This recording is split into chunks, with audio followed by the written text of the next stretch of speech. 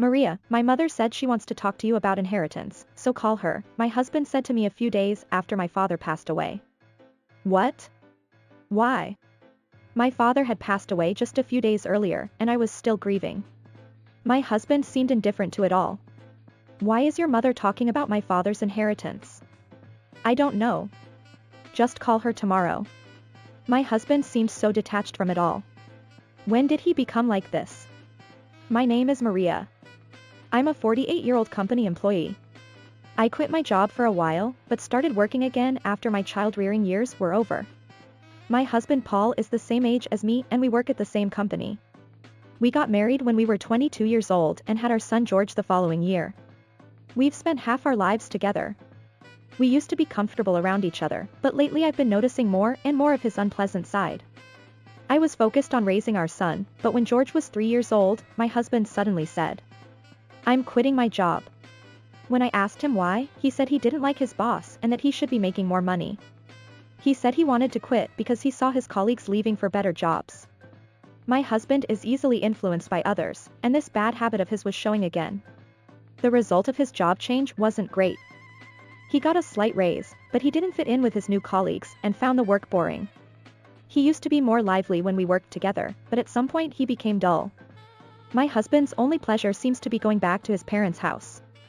His parents' house is about a 30-minute drive away, so we go there often on weekends. At first I went with him, but since it was too frequent, I stayed home with George more often. There are many of my husband's classmates in the neighborhood of his parents' house, and I think he relies on them because he doesn't have any close friends at work. I've told him several times that we should go out as a family or play with George instead of just going to his parents' house all the time, but he refused because George doesn't like him. We hardly ever went out as a family. Instead, we often went out with my parents and George. My father bought real estate during the bubble economy and had passive income from it. He also worked as an ordinary company employee, so I think we were relatively well off. My parents always came to pick us up in their car when we went out. I thought my in-laws didn't want to see George because they didn't invite him over or complain about it, but it seems they like their son more than their grandson. That kind of life continued until George was in junior high school. It became less frequent when he became a junior high school student, but when I told my father about it, he seemed sad. My father bought a high-rise condominium that was being built near where we lived. When I asked him why, he said that you could see fireworks from the room and seemed excited about it.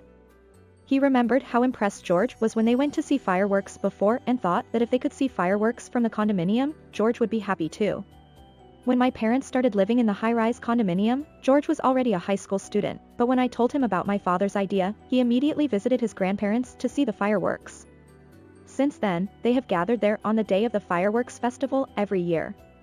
My mother said that my father who said that someday he would drink alcohol with George while watching fireworks was cute.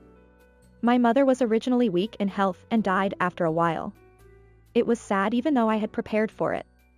However, on the day of the fireworks festival every year, we visited my father's place with George without fail. When George turned 20 years old and drank alcohol with my father for the first time on the day of the fireworks festival, my father was really happy. My husband only went once at first. The next time he met my father was at my mother's funeral. My husband is still easily swayed, and when the topic of cleaning the house comes up around him, he suddenly starts cleaning. When someone says they went to a popular spot with their child, he suddenly wants to go with us even though he rarely goes out with us. Well, I don't think he's a bad person at heart, and I've accepted it because we can live relatively comfortably. But things have changed. My father collapsed and passed away at work. His colleagues called an ambulance for him, but he passed away at the hospital. He had an acute myocardial infarction, and if he had collapsed at home, he might have been left there for days. Maybe it was better that he collapsed in a public place. My husband and George also came to see him, but they didn't make it in time. We finished the funeral somehow while grieving. Then an unexpected person spoke to me. "Maria, are you okay?" It was my mother-in-law who said that. I didn't have much contact with her, but I thought my in-laws were worried about me. That high-rise condominium is still worth a lot because it's in a redevelopment area. You can get a considerable amount of money if you sell it now. I was stunned by her unexpected words, and my mother-in-law continued. "Only Maria will inherit the estate. It's good that you don't have to worry about money for the time being." I didn't have the slightest idea about inheritance. Yet these people were worried about inheritance and approached me. I tried to suppress my anger as much as possible and told my in-laws. I'll think about it slowly. Then I asked them to leave. Then my husband asked me, can that high-rise condominium really be sold for such a high price? The redevelopment plan had been discussed for some time, and my father had said that a large commercial facility would be built there and other condominiums would be built as well. But when I heard my husband ask such a question now, I was annoyed. A few days after my father's funeral, my mother said she wants to talk to you about inheritance. My husband said, what? Why is your mother talking about my father's inheritance? I was a little annoyed that this was not enough information. I don't know. Anyway, call her tomorrow. My anger also rose against my husband who said so. The next day, I couldn't bring myself to call my mother-in-law, but she called me instead. You're going to sell the high-rise condominium, right? Should I ask my acquaintance about a real estate agent? She suddenly said such a thing. I never said anything about selling it. When I said so, it's better to do this kind of thing quickly. Let me know anytime because I'll help you. She hung up the phone.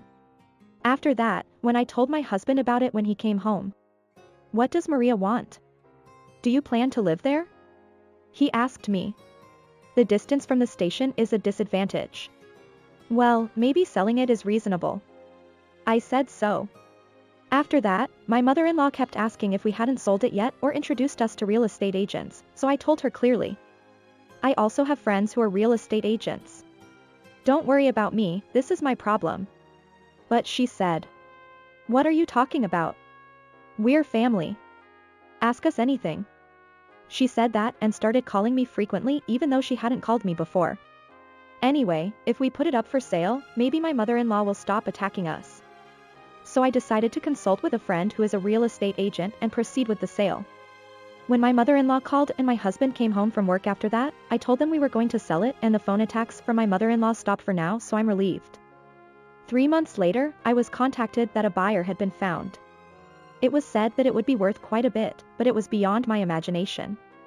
Then, when my husband returned home from work, he suddenly said, so how much did it sell for in the end? I hid my confusion as to why my husband knew and told him a lie, I still don't know. It's not selling at all. He started watching TV with a sound. I didn't know if he was interested or not. The next day, it was Saturday and I was relaxing when the intercom rang. When I went out to see who it was my parents-in-law. Paul? Your father-in-law and mother-in-law are here, but what's going on? When I called out to my husband like that, he invited his parents in. Then my mother-in-law handed me a piece of paper. When I looked down at it with suspicion, it was a divorce paper. I was confused and my mother-in-law said, Maria, how long are you going to live off Paul? This child has been coming home a lot because he's tired of living with you, There were too many things to point out and I didn't know what to say. For the time being, I asked my husband. What do you mean? Does Paul think so too? He nodded. I didn't understand the meaning of this conversation that had never come up before. My husband continued. If we get divorced and split the money, we can live for a while, can't we? My parents-in-law also nodded. A friend of mine who is a real estate agent said that the high-rise condominium sold for a considerable amount of money. If that's the case, we'll get a lot of money and we'll be able to live for a while even if we get divorced. What is this person? They're unbelievable people. While I was stunned, my husband began filling out the divorce papers. My husband really intends to get divorced. Do my parents-in-law want my husband to come back to their house, or do they hate me? They must have whispered something to my husband and he must have been swayed again. So they want me to get divorced and take the money from the high-rise condominium that has been inherited by me. My husband must have thought it was a good idea and it made me sad, but he probably thinks that he can get away with getting an inheritance himself if he gets divorced. However, inherited property is not subject to property division. Knowing this, I snatched away the divorce papers and filled them all out on the spot. When I said that I would take care of it, my husband said, "It's too much trouble, so just do it. And I'm leaving here so Maria can live here," he said as he left with his parents. He said he would come back later for only his large luggage and left pulling his suitcase. They must have planned with their parents-in-law and waited for the right time to leave. Since they are preparing to leave home properly, there is nothing more to say to my husband. I called my son George on the phone and told him about this incident. What? What's that all about? George was angrier than me, but after thinking about something. Just wait a little bit before submitting the divorce papers, he said. I asked him why, but he didn't answer, so there must be something he's thinking about, so I decided to wait for George's call. A week later, George came to my house. They were thinking about this, he said, taking out several photos. It was my parents-in-law's house. However, it was not the old-fashioned house that had been there until now, but a new one, so I didn't know until he told me. When I asked what it meant, he said that his university friend lived near my parents-in-law's house and took these photos. Moreover, my parents-in-law had been boasting about it in the neighborhood, saying that they had recently rebuilt it. George's friend had fun playing detective and took these photos. And this. George threw another photo on the table. There was a woman I didn't know with my husband. My friend was having fun with surveillance, and he said he took this kind of photo and followed them. Next, there was a photo of my husband and a woman I didn't know entering a hotel with their arms around each other. There were also photos of the two of them entering my parents-in-law's house together. I was stunned. Was my husband cheating? Perhaps he had been going to my parents' house so often to meet this woman? Moreover, if the two of them entered my parents' house together, does that mean it was approved by my parents-in-law? According to the information he asked about, Dad is going to get married soon. That's why they rebuilt the house. George said. Isn't George's friend too capable? With this much evidence, I can claim compensation and get divorced. Of course, I won't give him the money from selling the high-rise condominium. I made up my mind to start looking for a lawyer. The next weekend, my husband called. Hey, what do you mean you haven't submitted the divorce papers again? He said in an unusually irritable tone. Oh, I'm busy and can't go to the city hall easily. How did you find out? Are you trying to remarry someone? When I said that, my husband got even angrier. What are you talking about? Anyway, if you don't submit the divorce papers quickly, I'll ask a lawyer to divorce you forcibly. It must have hit home. Okay. I just asked a lawyer too. When I said that, my husband's tone changed. Huh? Lawyer? Yes, I think I'm going to ask for compensation. Compensation? For what? My husband seemed to be in a hurry and his voice got louder. For cheating. You cheated every time you went back to your parents' house? How long has it been going on? I sighed. No. That was a high school classmate. He said he divorced and went back to his parents' house and only lasted about 2 years. My husband stopped as if he had realized something when he said that much. Oh, 2 years. A high school classmate. Thank you for the useful information. My husband laughed it off. Oh, yeah, it's been 2 years. But we're getting married soon. So if you don't submit the divorce papers quickly, we'll be in trouble because both parents have agreed.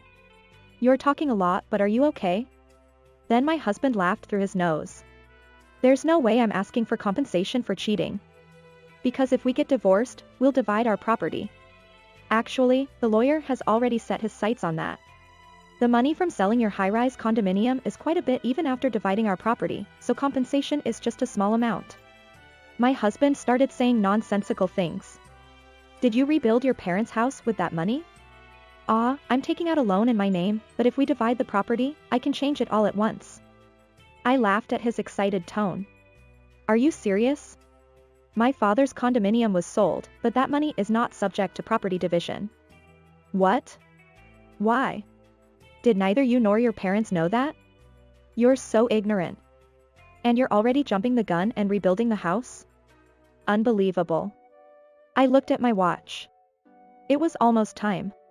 By the way, Paul, are you at home now? Yeah, why? My husband still sounded confused. Well, I'll be there soon. I heard the intercom over the phone and told my husband to answer it. George? My husband's surprised voice echoed. George had gone to see my husband with a lawyer. He probably had something he wanted to say to him as his son, and he casually said he would also claim damages while he was at it since I had no intention of meeting him. I don't care if you divorce me. I don't have many memories with you anyway. But if you try to take Grandpa's inheritance from Mom, I won't forgive you. I have more memories with Grandpa, Grandma, and Mom than with you. I heard George's voice over the phone. Tears came to my eyes at his words. Afterwards, I claimed damages for my husband's infidelity and we were divorced. It seems that the person who had an affair with him was told that he was divorced and single. And he seems to have been sued for marriage fraud. I heard from George's friend that my in-laws had just finished building their house but were already putting it up for sale. My husband didn't seem to have quit his job, so maybe he moved into the company housing or my in-laws' house. However, it was an old building with a bad reputation for human relationships. Well, it's good that he has a place to live. I hope he works hard. I sold my father's high-rise condominium and bought a well-located condominium with the money. George said he would come see me with his girlfriend this summer because they could see fireworks from there. I imagined attending my son's wedding in the future and was grateful for how much he had grown.